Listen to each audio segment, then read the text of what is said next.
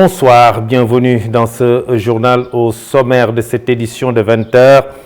Point Covid-19, 57 nouveaux cas, tous issus de la transmission communautaire. Le point Covid dans ce journal. Criminalisation de l'homosexualité, le projet de loi est rejeté à l'Assemblée nationale.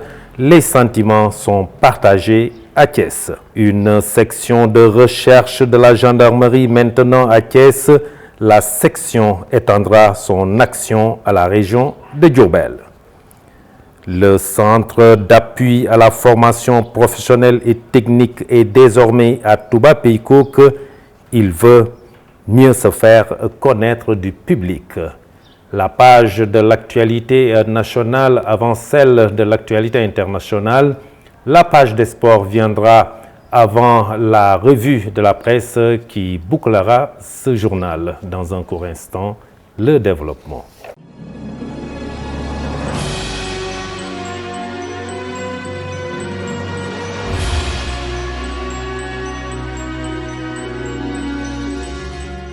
Mesdames, mademoiselles, messieurs, bonsoir et bienvenue dans ce journal que nous ouvrons avec le point Covid.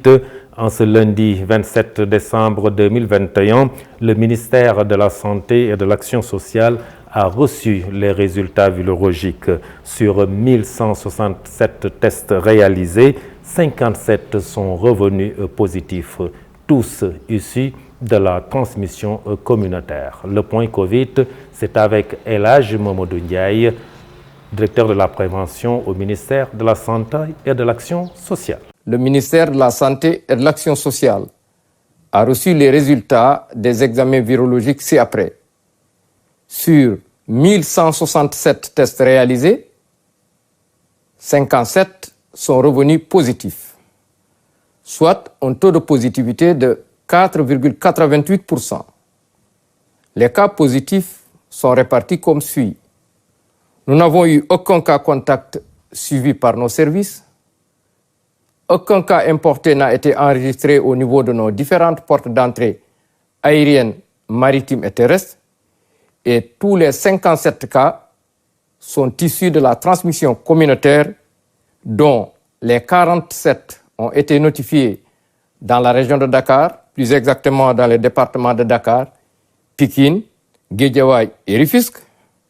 Et les 10 autres cas ont été notifiés dans 2 régions, notamment dans la région de Ziguinchor, plus exactement dans la commune de Oussouye, et dans la région de Thiès, c'est dans les communes de Mbour, de Popenguine et de Thiès.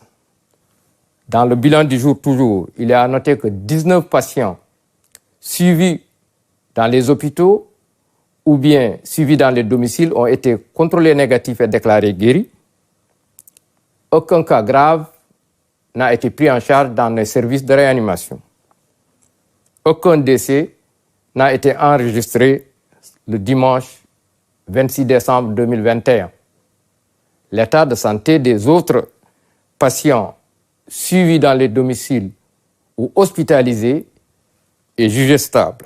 Je vous le disais tout de suite dans le sommaire, le rejet de la proposition de loi criminalisant l'homosexualité au Sénégal suscite encore beaucoup de commentaires. Ici à Thiès, les sentiments sont partagés entre incompréhension et justification du rejet de cette proposition de loi.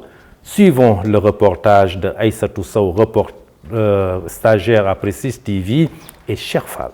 L'Assemblée nationale a rejeté la proposition de loi criminalisant l'homosexualité au Sénégal.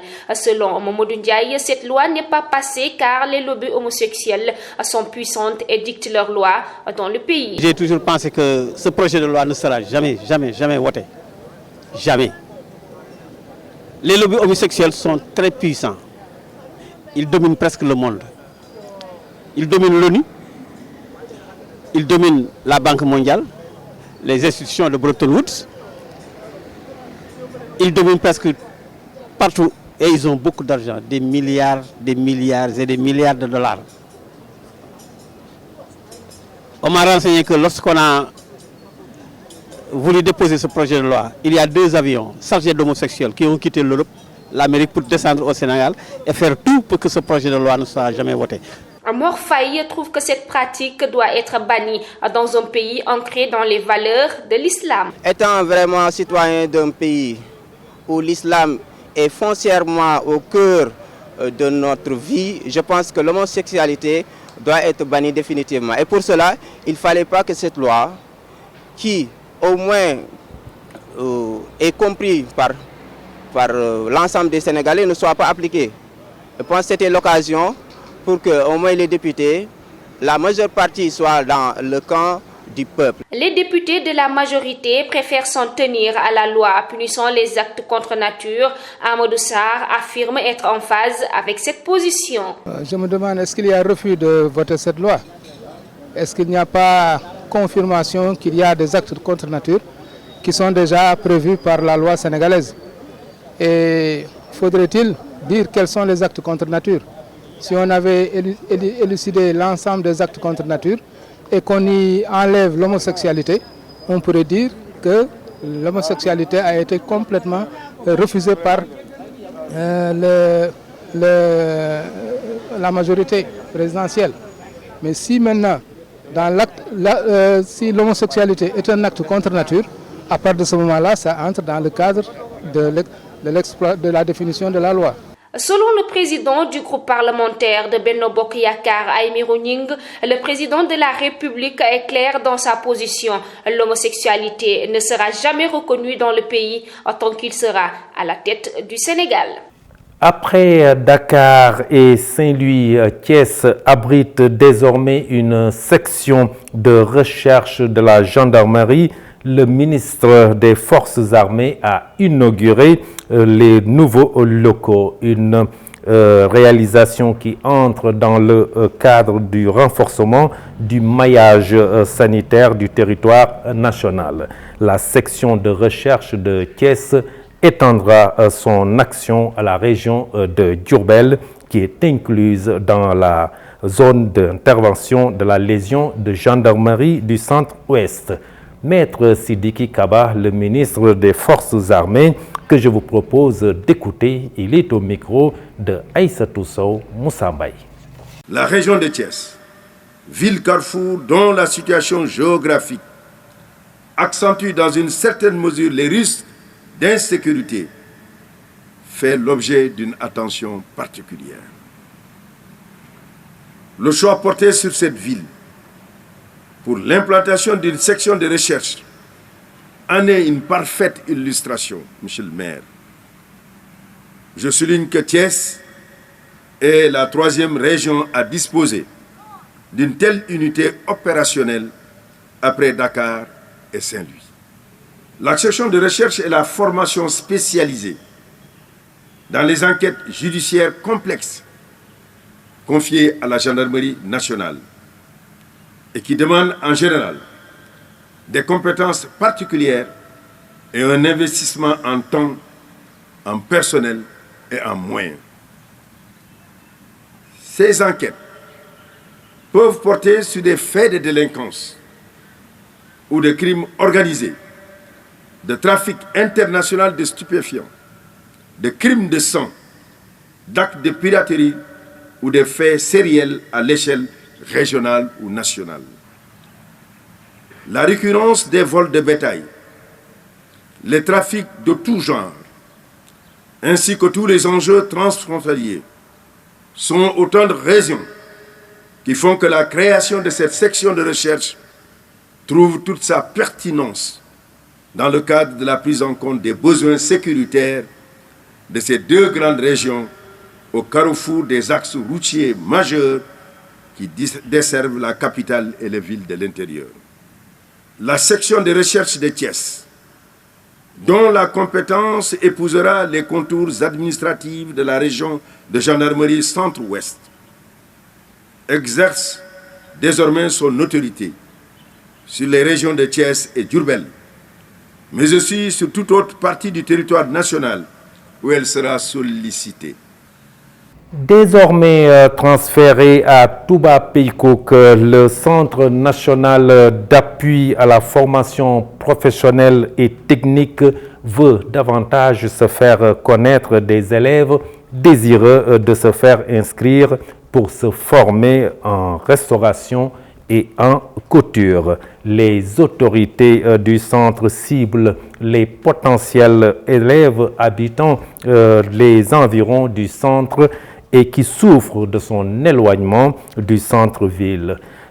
Madiké Ndiaye est le responsable de la formation au centre. Je vous propose de le suivre, il éclaire. Nous sommes un peu éloignés de la ville, mais aussi il y a des villages environnants, il y a aussi des quartiers environnants.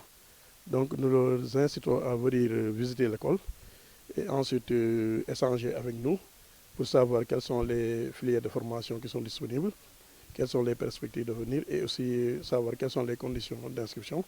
Mais ce qui est intéressant, c'est que c'est une école publique, donc qui n'est pas privée.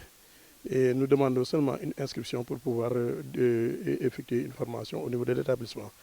Donc nous invitons les quartiers environnants, donc Ersan, Diamagun, Sampaté, n'est-ce pas, jusqu'à Tianaba, qui ne sont pas très loin, donc pour venir découvrir l'école et aussi offrir à leurs enfants, n'est-ce pas, une formation professionnelle. Effectivement, nous formons en restauration, donc à deux niveaux. Il y a un niveau attesté, n'est-ce pas, qui est un niveau 0, qui prend en charge les élèves qui n'ont pas eu la chance d'aller à l'école, jusqu'au niveau CM2. Donc c'est ce qu'on appelle la formation en attesté. Donc qui bénéficie à la fin de la formation d'une attestation de fin de formation certifiée par l'inspection académique. Ensuite, nous formons aussi au niveau CAP, donc sur 3 ans, en restauration aussi, n'est-ce pas, qui est un diplôme d'État. La fin de formation est sanctionnée par un diplôme d'État. Mais au-delà de la filière restauration, nous avons aussi une filière en habillement. Donc il y a aussi ces deux niveaux. Nous projetons aussi pour d'autres filières de formation pour diversifier la formation au niveau de l'école.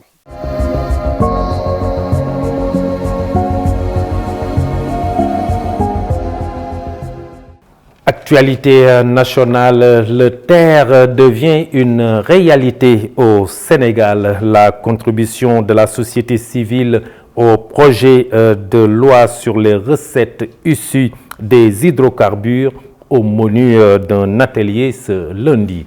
La page de l'actualité nationale porte la signature de notre consoeur Fatou Karagey. L'actualité nationale par la tête qui est bien là. Il va rouler aujourd'hui. Le top départ sera donné par le président Sall cet après-midi à partir de la mythique gare de Dakar avant de rallier Diamniadio via les 14 gares. L'objectif, la création de vols à décongestionner du transport urbain à Dakar et sa banlieue. Le TER, un projet du plan Sénégal émergent, a coûté 780 milliards hors taxes dont 116 pour la libération des emprises dit d'accompagnement pour les projets sociaux. La partie sénégalaise a réalisé au moins les 40%. Et puis la contribution de la société civile au projet de loi relatif à la répartition et à l'encadrement de la gestion des recettes issues de l'exploitation des hydrocarbures sera au menu d'un atelier prévu lundi. Il fait suite à la demande exprimée par la société civile et accordée par le chef de l'État en conseil présidentiel de disposer d'un délai de revue de ce projet de loi avant son adoption en Conseil des ministres, explique-t-il. Et enfin, la législation du Sénégal qui date de 1966, donc depuis 55 ans, est claire et nette à ce sujet. Il n'est point besoin d'y ajouter ou d'en retirer virgule. Notre pays, le Sénégal, n'a de leçons à recevoir des personnes, déclare Aymérou Gningue. Par ailleurs, ajoute-t-il, le président Macky Sall, le garant de l'application des lois et règlements du pays, a dit, redit et répété que l'homosexualité n'est pas et ne sera pas reconnue dans notre pays. Tant qu'il sera à la tête du Sénégal, car cela est en porte-à-faux avec notre religion, nos valeurs et notre culture. C'était tout pour l'actualité que nous vous avons compris. Et sur l'international, le Burkina Faso décrète 2 jours de deuil après une attaque meurtrière. La page de l'actualité internationale, c'est avec Mamadou Saturne Ndione. L'actualité internationale sur Prestige TV, l'archevêque anglican sud-africain Desmond Tutu, icône de la lutte contre l'apartheid et prix Nobel de la paix, est décédé dimanche à l'âge de 90 ans, a annoncé le président Cyril Ramaphosa. Le président exprime au nom de tous les Sud-Africains sa profonde tristesse suite au décès de cette figure essentielle de l'histoire sud-africaine. Dans un communiqué, le décès de l'archevêque émérite Desmond Tutu est un nouveau chapitre de deuil dans l'adieu de notre nation à une génération de Sud-Africains exceptionnels qui nous ont légué une Afrique du Sud libérée, a ajouté le président. Une nouvelle attaque de djihadistes présumés a frappé le Burkina Faso cette semaine avec la mort de 41 civils et supplétifs de l'armée dans une embuscade dans le nord du pays. Le président Roch-Marc Christian Kaboré a décrété dimanche un deuil national de 48 heures après cette attaque meurtrière. Bouclons ce rapide survol de l'actualité internationale en Guinée où le Premier ministre Mohamed Bouavoki a décliné sa feuille de route au président de la transition, le colonel Mamadi Doumbouya, qui a renouvelé sa confiance en son chef du gouvernement. Cette feuille de route a été accueillie très différemment selon les leaders politiques guinéens puisqu'elle ne comporte pas de chronogramme de la transition.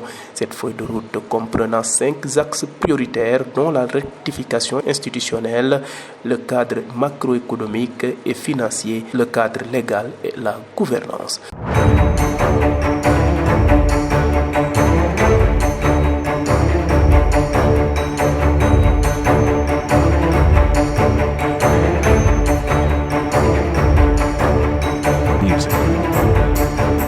Prime League, Tottenham corrige Norwich City dans ce Boxing Day, 5-0. Les résultats de la 6e journée de la Ligue professionnelle au Sénégal. La page de l'actualité sportive, c'est avec Aïssatou Sow. On démarre l'actualité sportive avec la Ligue 1 sénégalaise, le Casa Sport victorieux du CNEPS Excellence en but à 0 ce dimanche lors de la 6e journée s'est maintenu en tête de la Ligue 1. Et les autres résultats, Dakar Sacré-Cœur a battu Ndiambour 2 buts à 0 et Djaraf a battu Djambar 2 buts à 0. US Gorée a battu Mbour Petite Côte sous le score de 4 buts à 1. Génération Foot a battu AS Douane 1 but à 0. Linguère de Saint-Louis a battu à Pikine sous le score de 2 buts à 1 et Teungueth FC a battu Guédiawaye FC 3 buts à 0. Parlons à présent de la Coupe d'Afrique des Nations. Les internationaux africains convoqués pour la CAN qui démarre le 9 janvier peuvent être retenus par leur club jusqu'au 3 janvier, a annoncé la FIFA dans un communiqué. Un courrier signé du secrétaire général adjoint de la FIFA qui indique que la Confédération africaine de football a pris un engagement de solidarité concernant la libération des joueurs par leurs clubs respectifs dans certaines circonstances. Terminons l'actualité sportive avec la Prime League. Les résultats du Boxing Day. Manchester City a battu Leicester City sous le score de 6 buts à 3 et reste leader de la Premier League. Dans le même temps, Arsenal a battu Norwich 5 buts à 0. Tottenham a battu Crystal Palace 3 buts à 0 et Chelsea d'Edouard Mendy a battu Aston Villa 3 buts à 1. Voilà, c'est tout pour l'actualité sportive.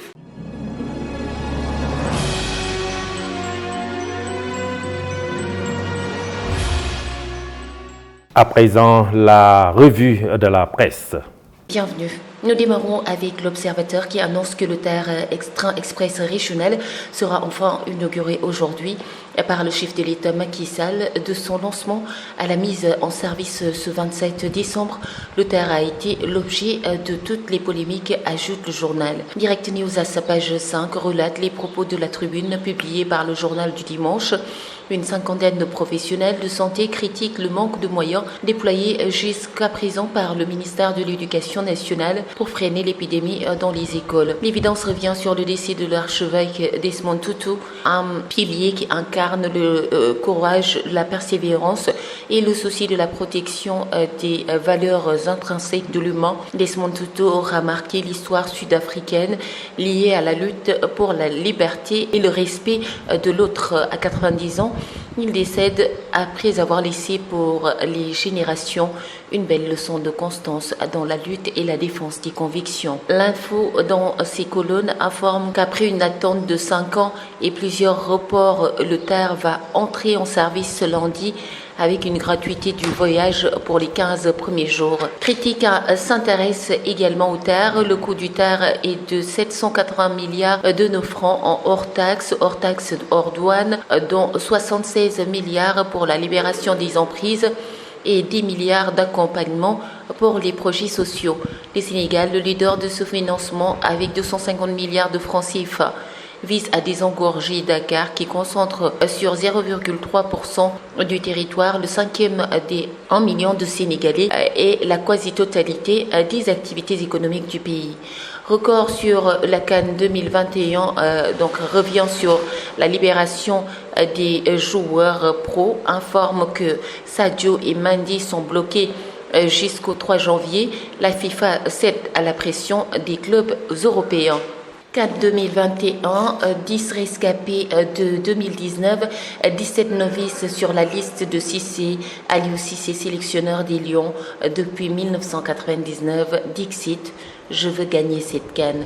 Stade pour terminer CAN 2022, l'on relate la présentation des 27 Lions du Sénégal, 11 habitués et 16 novices prêts à conquérir l'Afrique. Aliou Cissé, sélectionneur des Lions, ajoute: on est meilleur qu'en 2017, 2018 et 2019. Bonne chance aux Lions et bonne lecture. Merci mesdames, mademoiselles, messieurs. Cette revue de la presse boucle cette édition de 20h. Merci de l'avoir suivi. Passez une excellente fin de soirée. Au revoir.